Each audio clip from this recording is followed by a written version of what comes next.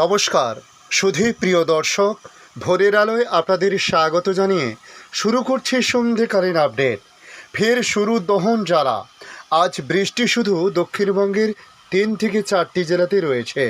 তবে নতুন করে ঘূর্ণিঝড়ের কথা বলছে বেশ কিছু ওয়েদার মডেল।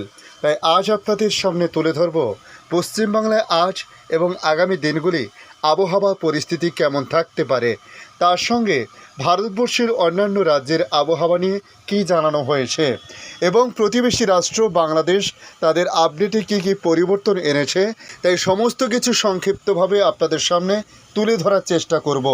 অবশ্যই ভিডিও শেষ পর্যন্ত দেখতে অনুরোধ করলাম। খানিক স্বস্তি দিয়ে ফের উধাও বৃষ্টি। গত দুদিনে অনেকটাই তাপমাত্রা বেড়েছে দক্ষিণবঙ্গ সহ গোটা রাজ্যে। আবহাওয়া দপ্তর জানাচ্ছে চলতি সপ্তাহে আর ভারী বৃষ্টি বা ঝড়ের পূর্বাভাস নেই। দক্ষিণবঙ্গের কোনো জেলাতে এই পরিস্থিতি আগামী কয়েকদিন থাকবে না বলে বলা হয়েছে। পাশাপাশি নেই তাপমাত্রা কমার কোনো সম্ভাবনা। এবার ফের লাফিয়ে গরম বাড়বে এমনটাই পূর্বাভাস দিয়েছে আবহাওয়া দপ্তর। যদিও আজ কয়েকটি জেলায় বৃষ্টি হতে পারে। বুধবার অর্থাৎ আজ দক্ষিণবঙ্গের পুরুলিয়া, ঝাড়গ্রাম, পশ্চিম মেদিনীপুর, পশ্চিম বর্ধমান, বীরভূম এবং মুর্শিদাবাদে হালকা বৃষ্টিপাতের সম্ভাবনার কথা জানিয়েছে আবহাওয়া দপ্তর।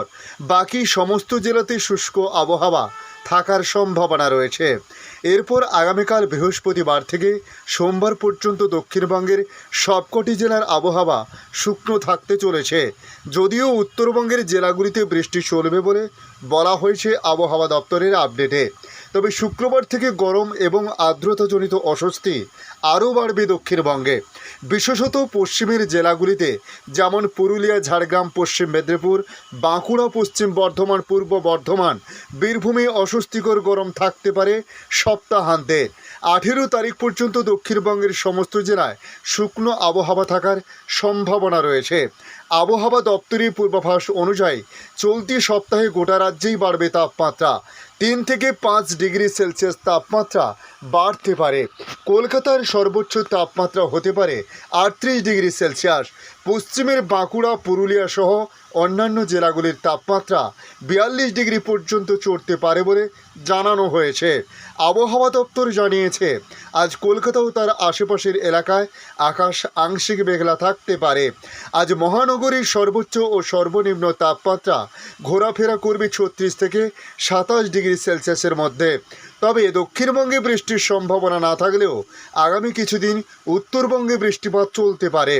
তবে রবিবার পর্যন্ত উত্তরবঙ্গে দার্জিলিং, জলপাইগুড়ি, কালিম্পং, আলিপুরদুয়ার এবং কুচবিহারের কোনো কোনো জায়গায় হালকা থেকে মাঝারি বৃষ্টি চলবে। উত্তর ও দক্ষিণ দিনাজপুর এবং মালদহতে হালকা বৃষ্টির সম্ভাবনা রয়েছে। তবে চলতি সপ্তাহে উত্তরবঙ্গের জেলাগুলিতেও 3 ডিগ্রি পর্যন্ত বাড়তে পারে তাপমাত্রার পারদ। বর্তমানে দক্ষিণ পশ্চিম বাংলাদেশের উপর একটি ঘূর্ণাবর্ত অবস্থান করছে বলে জানিয়েছে মৌসুম ভবন। এই ঘূর্ণাবর্তের জেরে উত্তর পূর্ব ভারতের বেশ কিছু জায়গায় বৃষ্টি হতে চলেছে বলে জানা গিয়েছে। এর মধ্যে কিছু কিছু জায়গায় আবার ভারী বৃষ্টি হবে। আইএমডির বুলেটিন অনুযায়ী আসাম, ত্রিপুরা, মেঘালয় সহ উত্তর পূর্বের সব রাজ্যে আগামী 16 থেকে 18 মে বৃষ্টি হবে। এর মধ্যে অরুণাচল প্রদেশ, আসাম এবং মেঘালয় বিক্ষিপ্তভাবে ভারী বৃষ্টিপাতের সম্ভাবনা আছে। এদিকে আগামী 7 দিন সিকিমে মাঝারি বৃষ্টি জারি থাকবে বলে জানিয়েছে মৌসুম ভবন। এদিকে 19 মে দক্ষিণ আন্দামান সাগরে দক্ষিণ পশ্চিম মৌসুমী বায়ু প্রবেশ করবে। এই আবহে আন্দামানে বৃষ্টি হবে আগামী 7 দিন। এদিকে উত্তরবঙ্গের 2 পাহাড়ি জেলা সহ উপরের 5 জেলায় মাঝারি বৃষ্টি জারি থাকবে আগামী 5 থেকে 7 দিন। এদিকে বাংলাদেশ আবহাওয়া দপ্তর তাদের আপডেটে জানিয়েছে অতি তীব্র তাপপ্রবাহের পর 1 সপ্তাহ বিরতি দিয়ে আবার শুরু হয়েছে তাপপ্রবাহ। দেশের 4টি বিভাগ ও 12টি জেলার উপর দিয়ে তাপপ্রবাহ বয়ে যাচ্ছে। তবে আজ বুধবার 15 মে তাপপ্রবাহ আরও বিস্তার লাভ করতে পারে বলে জানানো হয়েছে। আগামী শুক্রবার পর্যন্ত এই তাপপ্রবাহ অব্যাহত থাকবে। একই সঙ্গে সারা দেশে দিন ও রাতের তাপমাত্রা বৃদ্ধি পাবে বলে জানিয়েছে আবহাওয়া অফিস। তবে আজ সকাল 9টা থেকে আগামী 72 ঘন্টা পর্যন্ত আবহাওয়ার পূর্বাভাসে এমন তথ্য জানানো হয়েছে। পূর্বাভাসে বলা হয়েছে, রাজশাহী, রংপুর, খুলনা, সিলেট বিভাগসহ টাঙ্গাইল, ফরিদপুর, মাদারীপুর, কিশোরগঞ্জ, নেত্রকোনা, রাঙামাটি, কুমিল্লা, নোয়াখালী, ফেনী, কক্সবাজার, ভোলা এবং পটুয়াখালী জেলাসমূহের উপর দিয়ে তীব্র তাপপ্রবাহ বয়ে যাচ্ছে। এটি অব্যাহত থাকতে পারে ও বিস্তার লাভ করতে পারে।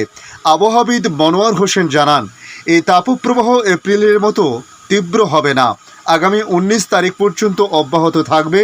এরপর বৃষ্টির প্রবণতা বাড়তে পারে, তখন তাপমাত্রা কমে আসবে।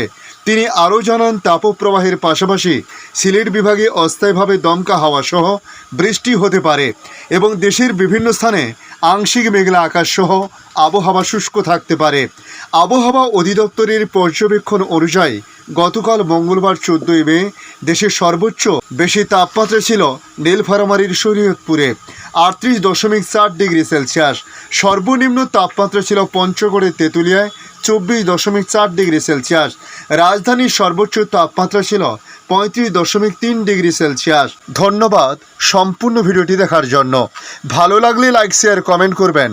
কমেন্টে অবশ্যই জানাবেন আপনার এলাকার নাম। বর্তমান সেখানকার আবহাওয়ার পরিস্থিতি কী রয়েছে তা জানাতে ভুলবেন না। পাশাপাশি নতুন বন্ধুদের কাছে রিকোয়েস্ট করব, চ্যানেলটি সাবস্ক্রাইব করে রাখুন, তাহলে পরবর্তী আপডেটগুলি অতি সহজে আপনাদের কাছে পৌঁছে যাবে। ভালো থাকুন, সুস্থ থাকুন। ধন্যবাদ।